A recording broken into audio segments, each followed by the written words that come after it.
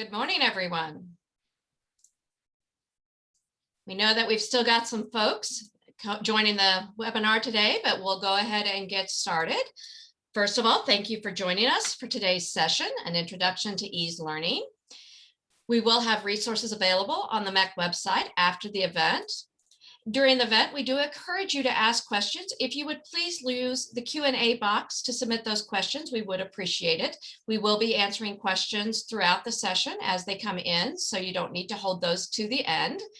At the end, you will receive, at the conclusion of the webinar, you will receive a survey from MEC, and we would appreciate you taking a few moments to respond to that survey and let us know how you felt about today's session. So with that, we're going to move on. My name is Deb Kidwell, and I do work with MEC as a consultant in their technology contracts program. Today, we intend to introduce you to one of our new contract holders, Ease Learning, and hopefully you will learn about the services that they can offer to your institution. First, we want to talk a little bit about MEC and our program before I turn you over to Lori.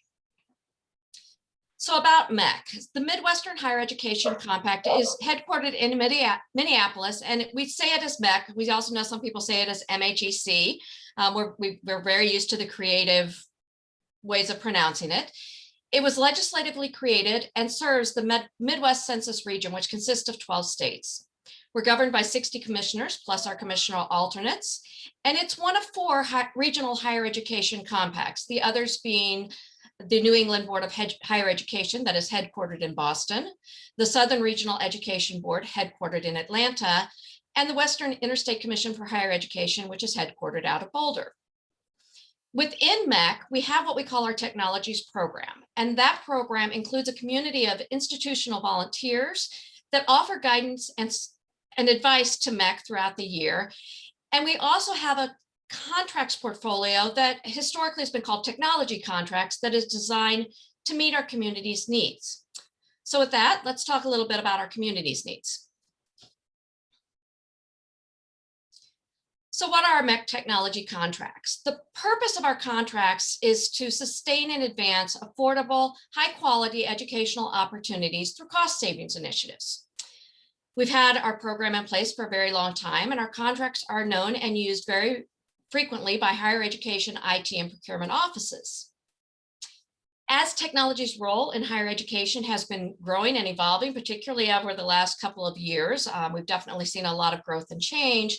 We've started expanding our portfolio into contracts that may not traditionally be considered technology. And so that's why for this group in this session, we invited a much larger group. We reached out to our SARA and our OER communities, which are our Open Educational Resources and our State Authorization Reciprocity Agreement communities, because we thought this might be an offering that was suited to your areas, but we knew that you might not know about our contracts portfolio. I will say, if you do want to know more about our contracts portfolio and you have any questions about our processes, because you just reach out to any MEC staff member. We're here to help, and we're happy to explain all of that. So what is the contract with Ease Learning? So I wanted to just very, very quickly give you some key points about the contract that may be helpful to share with your procurement offices if you need to go that direction. There is a MEC addendum number, MEC 1292021. We piggybacked off a competitively bid solicitation by the North Dakota University System. The contract covers instructional design services and instructional design training, which Lori will go into a great deal of detail on in a moment. And all higher education institutions within the MEC region, both public and private not-for-profit, are eligible to utilize this contract. So again, if you have any questions, feel free to reach out to the MEC staff. But at this point, I'm going to turn the presentation over to Lori Padillo, CEO of Ease Learning. Lori? Thank you. Thank you very much. It's a pleasure to be here today. I'm actually really excited to share a little bit about Ease Learning, but first I'll tell you a little bit about myself. My name is Lori Polito. I founded Ease Learning, which formerly was known as eLearning Innovation. We've rebranded the company with a new focus that I'm going to talk to you about today. I was originally a K-12 educator, and I was very interested in technology as it relates to education and curriculum design and development. And these worlds of blending best practice and pedagogy with technology is really at the heart of our design services, and very much at the core of the services that we bring. So you'll hear a lot about that. I think the lens of being an educator has a lot to do with the direction that the company has taken over the years and the way that we like to support our clients.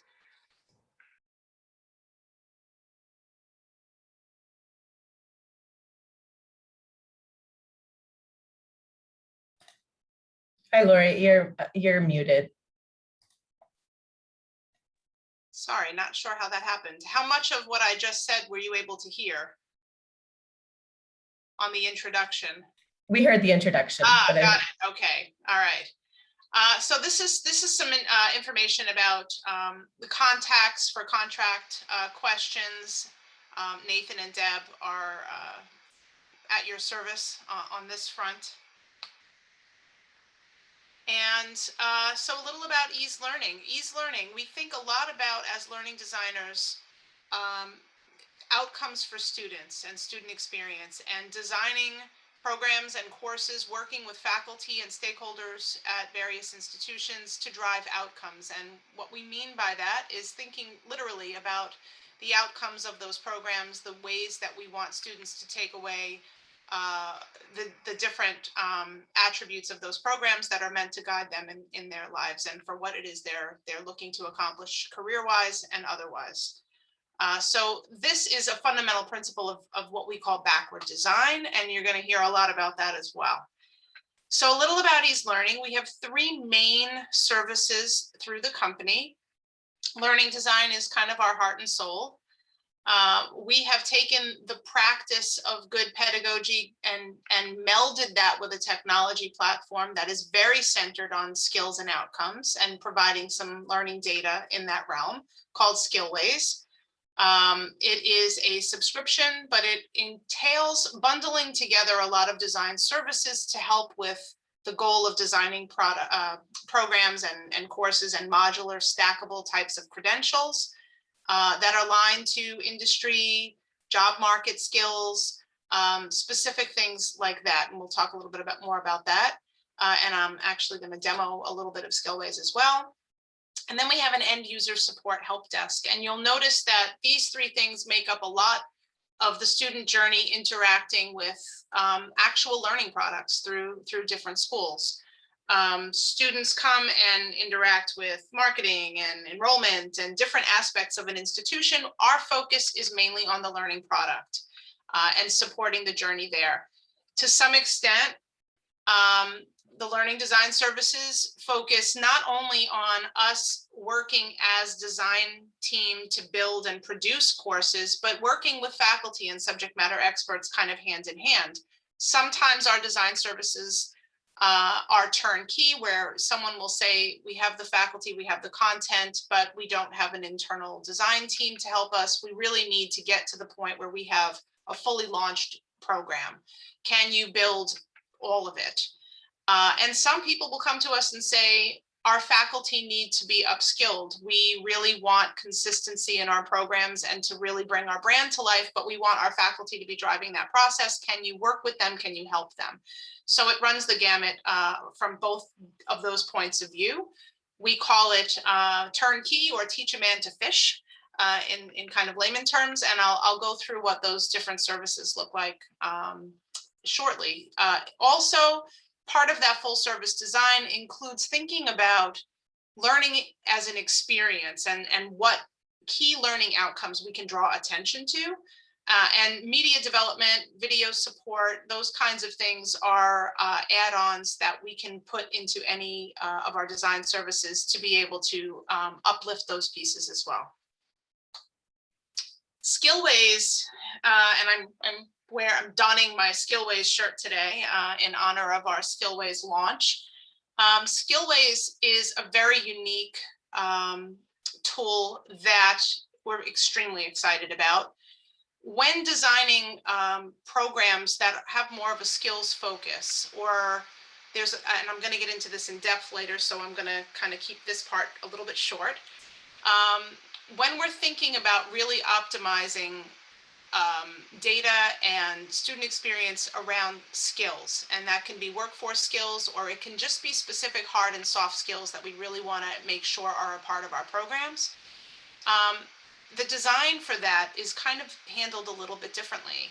Sometimes there's competencies involved. Sometimes there's a desire to have content be more modular and reusable in different pieces, and aligning those chunks of content specifically towards specific skills that we're trying to hone. A lot of the present tool sets, like in the learning management systems that we're all accustomed to, don't really lend themselves to tracking learning by skills. So Skillways actually will plug into a traditional learning management system and let us have a lot of free rein on designing some really creative solutions that wouldn't be possible otherwise to differentiate those kinds of programs and experiences for students. We are bundling that with our design services. And help desk is pretty self-explanatory. Students online, and we all saw this especially during COVID, they're doing their coursework when it suits them, and it's not always 9 to 5.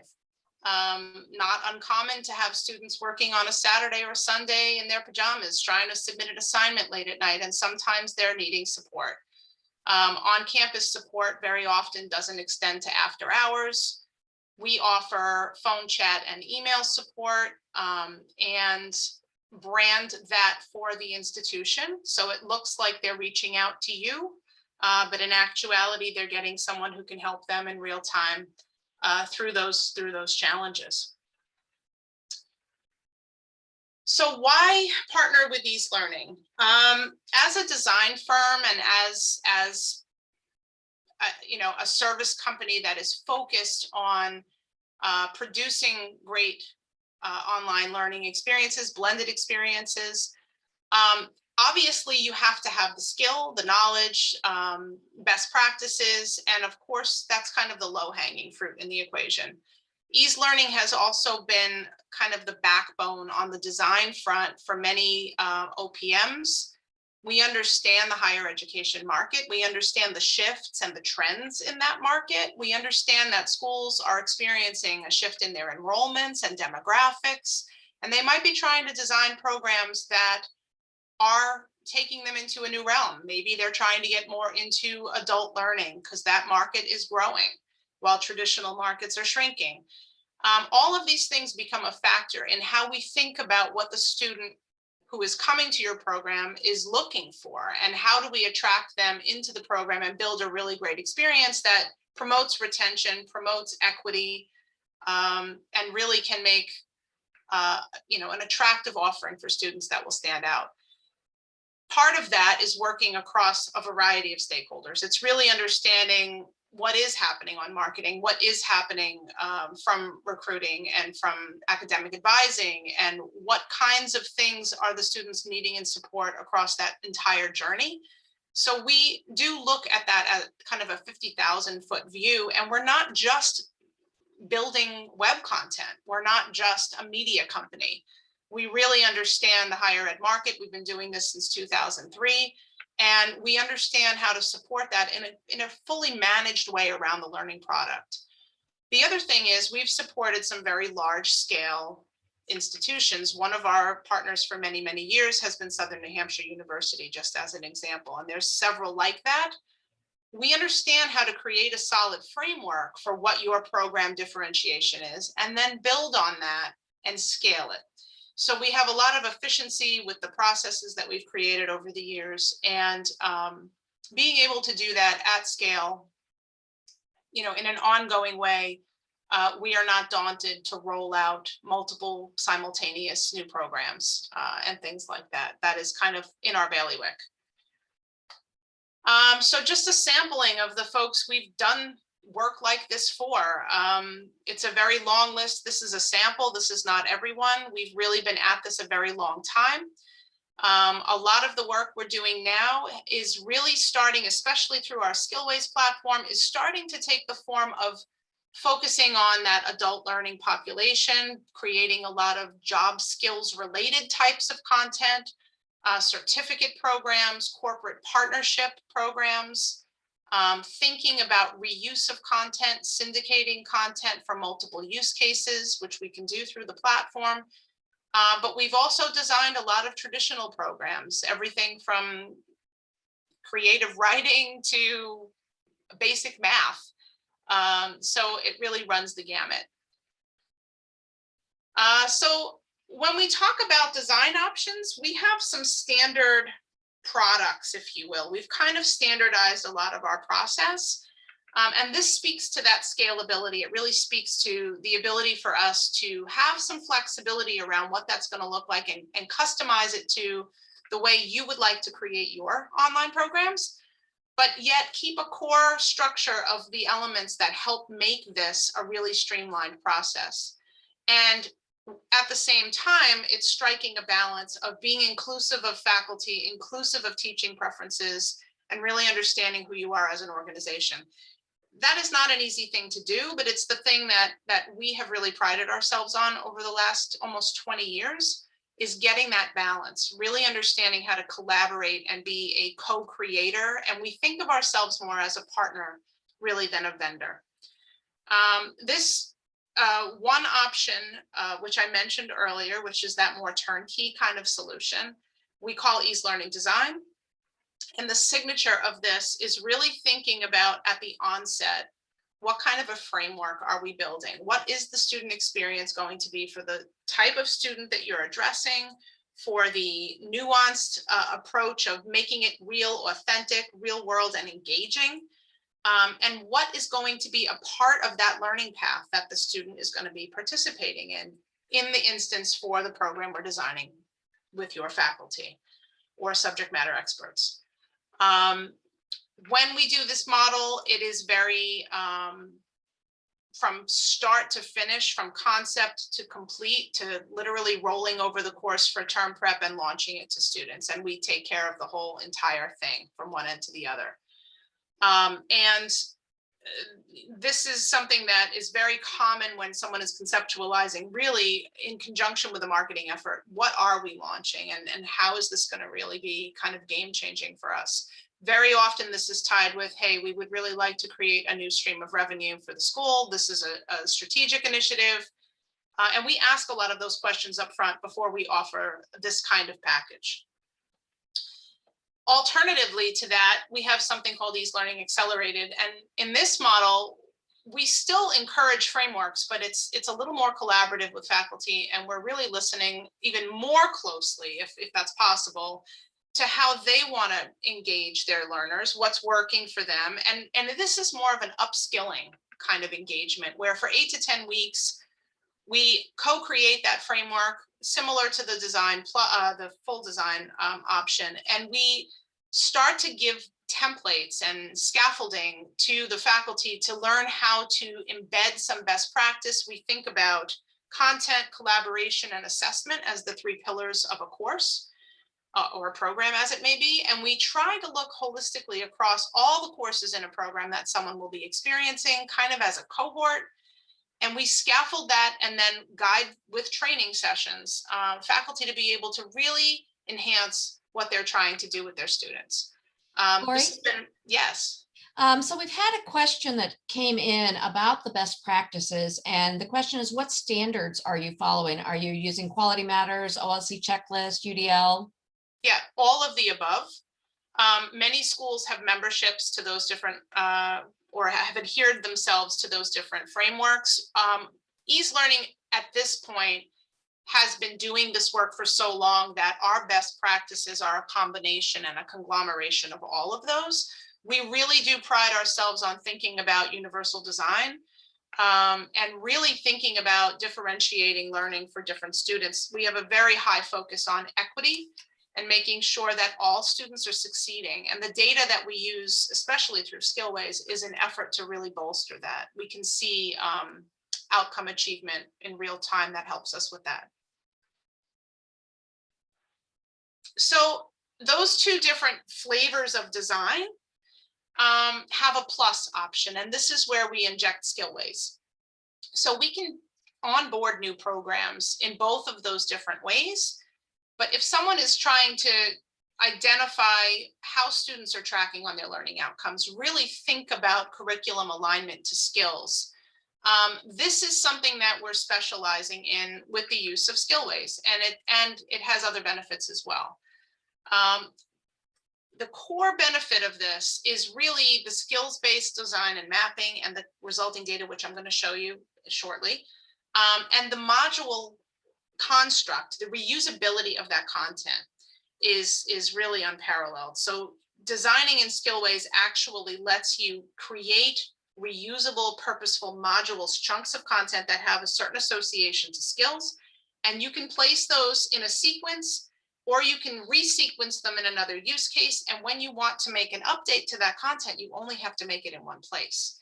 And you can realign that content to a variety of different outcomes that you're trying to achieve. And we'll get into some specific examples. The measurement of this, there's over 200 different assessment types, and we can measure very granularly what's happening with students in real time as it pertains to those key takeaways, and which is a huge asset for retention and also for equity, looking at trends across the population of students and trying to figure out where those gaps are and filling them before the student gets to the end of the term. These are really important things in terms of persistence, enrollment that is going on, and students are completing and graduating.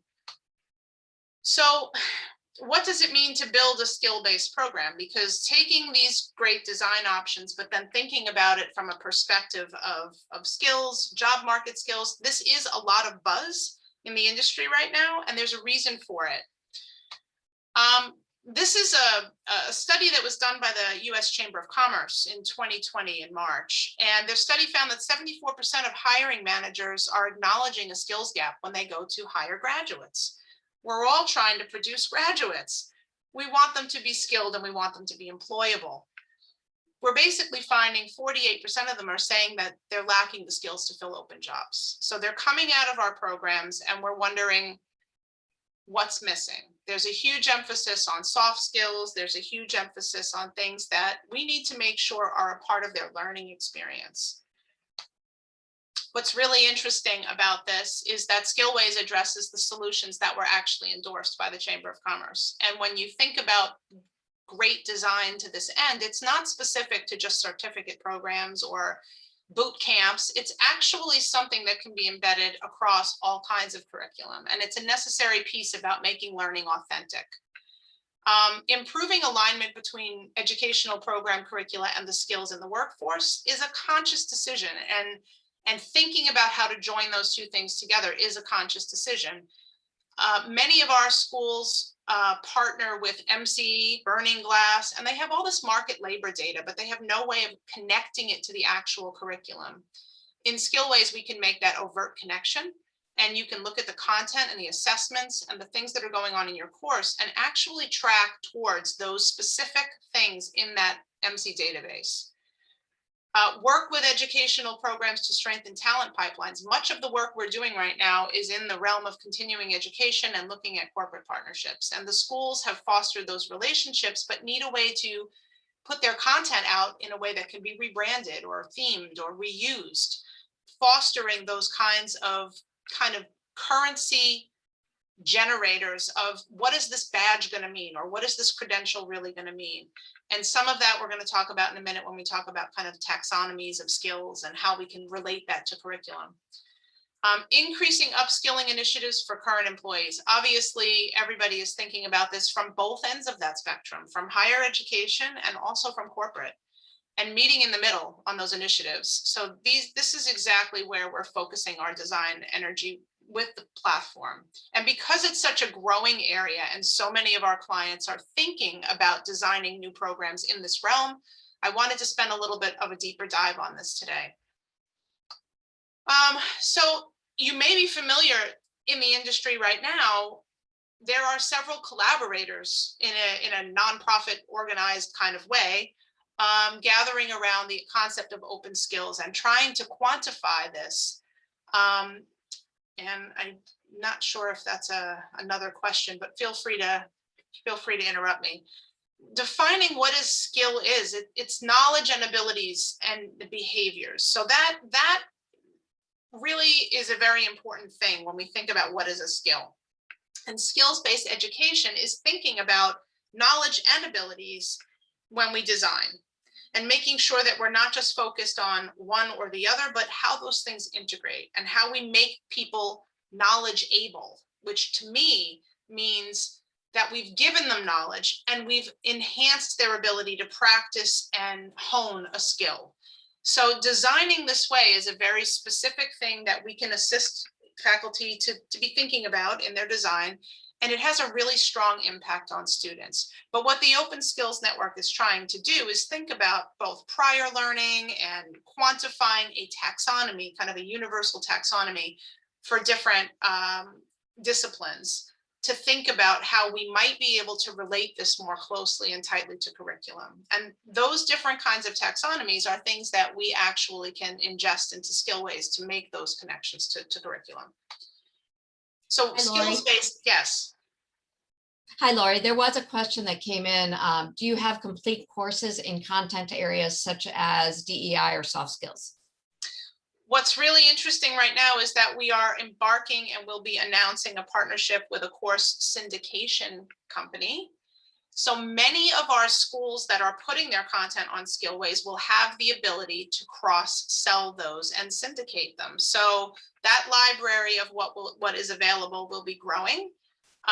Presently, a lot of those skills are embedded into other disciplines, but some of those modules may be able to be carved out and accessed kind of in a syndicated consortium, if you will. Happy to dig into that as well if anybody wants to follow up on that. Learning and employment records, again, this transfer from higher ed to what's going on for students when they graduate, giving them a vocabulary to be able to portray themselves to employers, and for employers to be able to understand how to look at what they're coming with out of programs. This dialogue is not going to go away. You may not be there. You may be dealing with just low-hanging fruit right now around enrollments and thinking strategically about just how are we even going to use online as a tool. And this is a little bit forward thinking. It's definitely pushing the envelope. But if you're thinking about enrollments and you're thinking about strategic initiatives, coupling it with this focus is going to be a giant leap ahead. And thinking about knowledge versus skill, I'm not talking about boot camps exclusively. And there's a lot of that now. You're seeing all kinds of canned content that students can just subscribe to that's very skills focused. I'm talking about taking the heart and soul of academia and drawing some attention to skills in a way that maybe we haven't thought of doing. After nearly 20 years of designing a lot of traditional programs, there are ways of making sure that even traditional programs have this kind of design philosophy baked into them. Thinking about knowledge is a key ingredient to then build skills around. You have to have that background. Lectures, resources, theory, and knowing is still a vital part of what students need, both on the hard and soft skills. But then making them applicable is a matter of not just having lectures and resources and theory, but giving them tangible things to do and making them able to do tangible things that they can articulate and talk about. And that will shift this market skills gap that people are experiencing on the hiring side. So when we think about designing with skills in mind, there are descriptors that help us when we design courses to think about this. And we think about things like knowledge as asking students to identify, explain, summarize, list, recall, discuss. That's kind of very low level, not really super higher order thinking. It's necessary to build a foundation, but it doesn't get them to that next level. Adding design guidance into this design process when you're creating something forces people who may not have the background of learning design to think about what does it mean to really ask more of my students? What does an activity like that even look like? How do I get them to engage? And engagement is not putting a lot of eye candy in front of them. It's really engaging their mind, engaging them with one another, engaging them with concepts. And that is asking them to create, apply, synthesize, perform, analyze, construct, and those are fostering skills. So this is the kind of shift that happens when we collaborate with faculty to get students doing the kinds of things that are a little bit more performance-based or a little bit more active. And it doesn't necessarily mean that it can't be automatically graded. That's the other piece. We're not just adding a lot of labor for faculty with this. Skillways has over 200 ways of assessing this. We can automate feedback. There's tons of ways to do this, asking more of the students without necessarily having a higher workload. So designing with skills in mind, if I were to give someone a takeaway piece of what does that even look like? I don't, it's one thing to say these are our services, but I like to leave people with, if you do nothing else today, take a screenshot of this, because this is the way you can think about designing for your programs or sharing this with someone who's interested in how to think about a new program from the perspective of skills. A lot of this has to do with understanding what the skills are that you're trying to measure, understanding what those outcomes are that you want students to have. Some of that is going to come from, well, what jobs are there? What is the graduate looking to do? And you work backwards from there. And when we talk about best practice, backward design is obviously at the heart of this. When we say build your map, we say, what is the end goal that you have? And what are those connections that you want to be making? And then we back into that. Then we say, what kind of pathway can we create that gives students opportunities to create knowledge and skills around those outcomes that we're trying to tie to in the map? And then how do we modularize this into chunks that can help them in short sprints and with the skills in mind, getting feedback along the way and being able to show progress and understand where they are and keep them engaged. And all of this rolled together is really the difference that it takes to design with skills in mind. Finally, if you're doing this in a really tangible way, there should be some actionable data coming out of this. If you're tracking those skills and tracking those outcomes as you're going, you should be able to see the progress, and that will create a more level playing field, more equity for students. They'll be able to get the help that they need in real time. You'll have more success. And that's really what we're trying to do with Skillways. So at this point, I actually want to show you, well, what does this even look like in a real context? How does the software manifest this? So for that, I'm going to pull up. So when we think about a chunk of content and we think about a learning path, it's a series of things that we're going to ask students to do, where there's opportunities for assessment, there's opportunities for knowledge, there's opportunities for practice. We're embedding that weaving together of skills as well as tangible background information. And then we're actually saying, okay, these are the different pages they're going to navigate through and the different assessments and assignments with feedback and opportunities to discuss and interact with each other. But we're going to look at those assessments and we're going to say, okay, what assessments are we doing and what skills are they specifically attached to? And this is the hub of how we can integrate those two things to drive a lot of data and analytics around whether or not these skills are actually being achieved. So we can look at terms and units of measurement practice and say, okay, we're going to ask them to describe Ohm's law. And Ohm's in practicality reflection. Now we're starting to get into kind of a more applied use of this, and we're basically satisfying 3 of those outcomes in this particular instance. And this is this intersection of these 2 things. This part of the design is something that we do as a service, drafting this content, thinking about this in terms of what that looks like to a student at the end of the day. And how they're interacting with this. This is where that collaboration with faculty would happen, and figuring out how are we going to get them from basic concepts and then building that up and having some practice and some interaction and some different ways of thinking and learning to identify, to recall. This is all that basic knowledge. And then we might start to get into something a little bit more, again, a little more basic knowledge, still providing that foundation, but then ultimately starting to get into a more reflection, discussion, some different kinds of problems where, continue attempt. Is this not?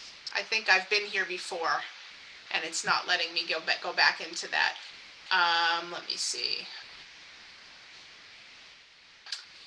So in this particular instance, we're actually asking them to do a reflection, summarize, reflect, and this is a little bit more higher order thinking where we can actually attach a rubric to this kind of work, which is a big deal. At the end of the day, all of these different types of assessments are driving some very interesting data. We're not only thinking about outcomes and performance from an activity by activity perspective and looking at that cohort of students, and this is where that equity piece starts to come in. We can start to see trends and how are they doing, thinking about performance as it intersects with completion, but we're also looking at outcomes very specifically when we make that connection from curriculum to those outcomes or skills. We're actually able to see what's being mastered, what's proficient, what's been completed. And this kinds of data actually is driving us directly at the heart of this intersection with skills. So that's a little teaser from Skillways, but I'd like to talk a little bit more about these things as it pertains to building the map, creating the path, so on and so forth. So Lori, before we move on, yes. There was a question that came in. Does Skillways integrate with student success solutions such as Starfish or Pharaoh's 360 so that that provides additional real-time information for student intervention work? So yes, Skillways has the capacity to both integrate. I don't want to get too technical here. The answer is yes. We can connect content to a learning management system using LTI, but we can also consume other content using LTI. So plugging other things into Skillways is a native function of the platform. And if you don't know what LTI is, it's learning tools interoperability, and it's the way that platforms communicate with one another. It's a standard that was put out by IMS Global, who oversees all of the interconnectivity and interoperability of learning platforms. So we are adhering to all of those standards to make things very portable and very interoperable. So working between those kinds of systems becomes something that can be configured. When we think about designing with skills in mind, this content that I was just showing you, as you saw, was tied to a map. You can see it says unbind map. If I go into maps, I can see what my program outcomes are, what my course outcomes are. And right here, I can actually also see using MC, I mentioned this earlier, or we even have accreditation standards in here. Open Skills Network is something we're looking at very closely, but all of those different taxonomies can be integrated right into Skillways, and we can attach different occupations, different jobs. So if I search automotive, I've got all kinds of different things that come up, and then all of those skills can actually be tagged to my content. So if there's a particular concept that I'm demonstrating to my students that I want to know is relatable to a job skill, and these are coming directly from the MC database. So all those folks who subscribe to MZ and they say, what am I supposed to do with this data? This is what you're supposed to do with this data. Connect it to something real so students have a vocabulary around the skills they're acquiring. But when we think about mapping, we actually can look at that map very visually, not just in a list. So we can actually preview that map, and that's what this graphic is. So we're looking at each program outcome and all of the course outcomes and associated outcomes and skills that are happening inside of that course. For accreditation reasons, this can be exported. So this can be kind of the master intention for your program. You can export it, but what Skillways is basically doing is holding everyone accountable to that to some extent to say, well, how'd they do? And those heat maps are the answer to that question. So Mapping is essential. Obviously, if you're going to design with skills in mind, you have to have intention, but you have to set it and then track it. The levels at which you do that, whether it's course, program, module, competency framework, whatever your vocabulary is, it's very flexible. We can change all of the vocabulary around that. And again, making those kinds of connections, like I just showed you in that automotive class, you can start to see how this alignment, and anybody who's ever done an accreditation exercise can clearly see that this is a very necessary thing we've all done. But making sure the course design is true to this is something that maybe we haven't done. And that's part of working with an instructional design team, is to make sure that that's not lost. Thinking about how do you create the pathway. Once the map is in place, you have to think about creating that actual pathway and thinking about knowledge and thinking about skills.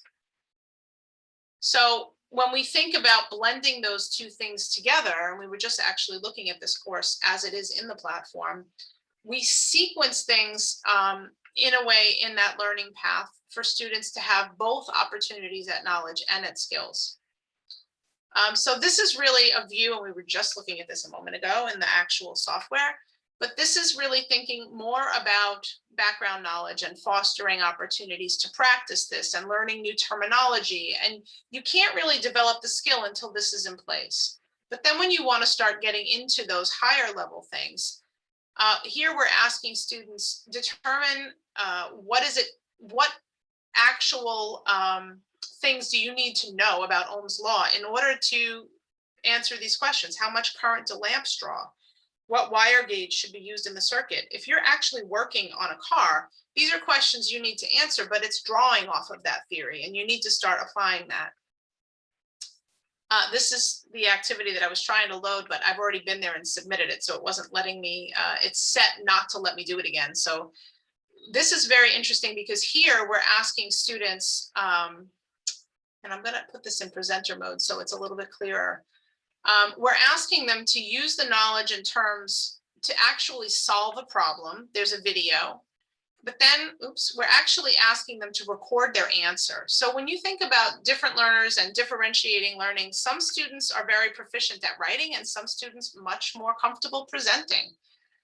The other thing is we want them engaging not only with the content, but with one another. So we've wrapped a conversation around this. So as they're trying to solve this problem, they have the option of being able to converse with each other in a discussion that will overlay this and working some of these things out, running some ideas by each other. They can collaborate to do this. And then working towards building up more and more around those skills and applying them. So this is basically saying, give us a scenario where you're going to apply Ohm's law in a practical setting. Tell us how you're going to do that. And here's the rubric. So we were looking at this in the platform, but the logic behind this is weaving knowledge with skills and really thinking about ways of doing that in your design to really create a differentiated kind of program. Modularity and chunking. Here's that concept of being able to reuse content. And if anyone is designing programs where we had a leadership in nursing combination, where that could either be a part of a nursing program, it could be part of a business, MSN, MBA, or it could be part of a credential. Taking those chunks of content and saying, well, in this context, I can use it this way, but in this other context, I'm going to wrap these other pieces around it. This could be a really efficient, effective way of reusing content. And we call that through Skillways syndicating. So obviously, when you map and you create learning paths and you use all of this approach, what's coming out of this is actionable data. So with Skillways, what we're offering is the ongoing connection to the interpretation of this data with recommendations on continuous improvement for the program. So really looking at boosting retention, fostering those skills, and continuing to look at making sure that that mapping has integrity when you update, when you edit content. Faculty can have full ownership over their course, but behind the scenes, we're making sure that the mapping and the data remains intact. You can see the whole idea of completion, grade curve, levels of data that you just cannot get out of your learning management system. I know many of the folks that are using Skillways today were trying to get this kind of granularity out of the LMS, and it's not really what they do. Embedding Skillways into Canvas, into Blackboard, into D2L, into corporate systems, being able to take the content you've designed for your students in a traditional degree sense on one platform, and maybe you have a different platform for your credential programs. You can use the same content because it can span between those two systems. There's a lot of flexibility with this kind of design approach. And I'm going to stop and see if there are some questions. That was a lot around design. And I just want to say, designing with skills in mind, creating equity in the job market, differentiating for enrollment, thinking about how are you going to quantify prior learning assessments or transfer credits, focusing on pathways from learning to jobs. These are all reasons why this kind of design thinking might be something that you want to entertain, and whether you need someone to come in and just build it, help upskill faculty, or really take it to the next level using some strategic software to be able to differentiate this, or be the core or driver of your systems to make this kind of thing possible. All of these are things that Ease Learning can help with. Yes, that was a lot, Lori. We did have a question that did come in that you were on a roll, so I let it go out a little bit. But this comes from some of our peers at NEBI, and they were wondering if there's a way to integrate a catalog of open textbooks that can be tagged with the skill sets. Yes, 100% yes. We have some partnerships with some content providers already, but we're looking to do that more. And anything that they're already using. So we've already integrated MindTap, we've integrated MindEdge. We are in conversations with several other publishers, but any LTI content that you want to integrate can be mapped. I also want to mention, this is very exciting. We will be releasing this summer LTI 1.3, which permits deep linking.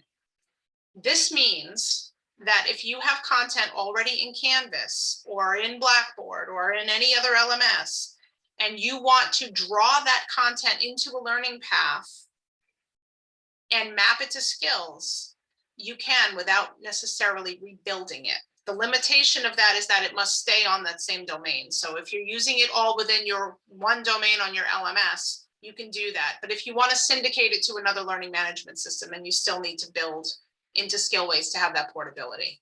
But that deep linking opens up so many possibilities of mapping existing content, even backwards compatible, thinking about mapping it with the data that's in there on student achievement. So when you think about prior learning assessment and ways of quantifying this, it offers a whole variety of options.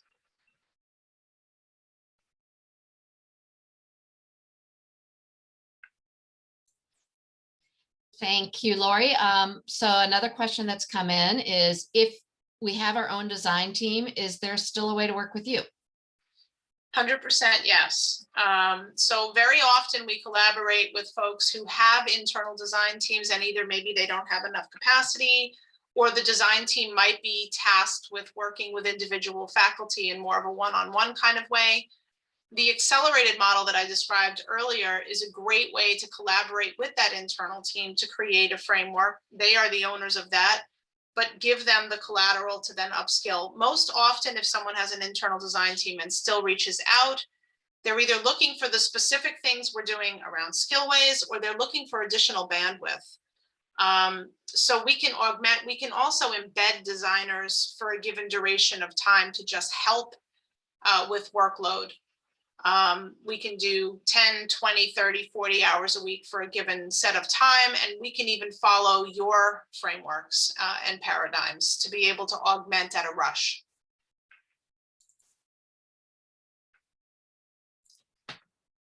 Great. Just a reminder to everybody on the call, if you do have any questions, feel free to use the Q&A feature. Another one that just came in, Lori, actually, this may be for me. What does it mean to MHEC members that we can make use of the Ease Learning contract? Does that mean we don't have to bid or a predetermined price structure or what? So with the MHEC contracts, this one was competitively bid. So it does meet public procurement requirements, which means you should not have to go out for a rebid. This is something you would want to talk about with your procurement department. As I said, most of our contracts are handled this way, and we're happy to help and have that conversation with the procurement department if you need us to do that. But yes, that is the objective. It's the contract's already there. It's already in place. It meets your procurement requirements, and within the terms of the contract, you should be good to go. Lori, do you have anything else to add? I mean, just from the contract perspective, you know, the idea of going through, we spent a great deal of time trying to hone in on the things that we felt would be most frequently solicited. And that's kind of this productized approach to this is meant to help this. It should be a very streamlined, straight to SOW kind of process, because the master services agreement is already ironed out and meeting compliance. That's my understanding. We have another question that the question is, can Skillways stand alone, or do you need to have an LMS? They're thinking of the scenario of expanding revenue tracks, traditional certificates, and said that they're not sure how certificates can fit in an LMS, but it looks like it would work well in Skillways. There's a lot of different ways we can think about that, and we would want to evaluate what your needs are. And the reason is, even if you're not using your traditional learning management system that's connected to a student information system, we have some folks that want to launch a certificate program through continuing ed or through another avenue where the student information system is not required. In fact, it's discouraged for this, but they still need to house some information about these students. So what we're doing is we have a partnership with Open LMS, and we have an optimized package for an e-commerce portal where they can self-register, and basically setting up a kind of LMS Lite. You can also put Skillways right off of a web page. But building that infrastructure to be able to have people come to the content is probably going to cost more in a customized kind of way than it would to just put up a light version of an LMS with an e-commerce front end. You can compare, but depending on how much information you need about the students and passing that back to something that is sort of LMS-esque, the LMS Lite is a lot more versatile. But like I said, we can actually publish Skillways content and badge it and credential it without even going that route. Wonderful. I think the last question we're going to have out there today is, how do you approach designing for hard skills versus soft skills? So really that combination is so important. When we think about hard skills and soft skills, we will add requirements into a rubric or into whatever the performance criteria is to make sure that the hard skill is demonstrated, but there's an element of communication, or there's an element of leadership, or some aspect of collaboration. Those kinds of soft skills can be wrapped around hard skills in the way you're asking students to do or demonstrate their capabilities. So it's a very conscious thing about making that piece worth something as well. Students are very driven by what's graded and what's not. So when you make those pieces a requirement in the learning process, and it matters how they articulate themselves or how they think about some of those soft skills, make that a criteria in the learning and measure them on it and give them feedback on it and foster that as part of the hard skills. So we make sure that those things are combined when we work with faculty to design curriculum. Wonderful. Thank you so much, Lori. I think that is the last of the questions that I've had come in.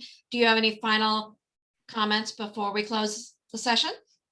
I'd like to throw a question at everybody else. How many of you are, and just a quick yes, no, thinking about designing skills, how much of this is resonating? And it just could be a simple, you know, heck yeah, or low-hanging fruit or, not there yet, however you'd like to answer. I'm just curious how many of you are catching the buzz. Yep, I think folks are starting to put their answers in the chat, so we'll let it go there. But thank you so much, Lori. Great presentation and a lot of information to digest in that. So I really appreciate that. I also do want to thank Mary from MEC and Lisa from Ease Learning for helping us behind the scenes today. That I know that Mary popped in and shared that the recording will be available a little bit later on the MEC website. So with that, if you want more information about the contract offerings or the programs, just feel free to reach out to MEC or Ease Learning. And we thank you for joining us today and hope you have a great afternoon. Thank you very much.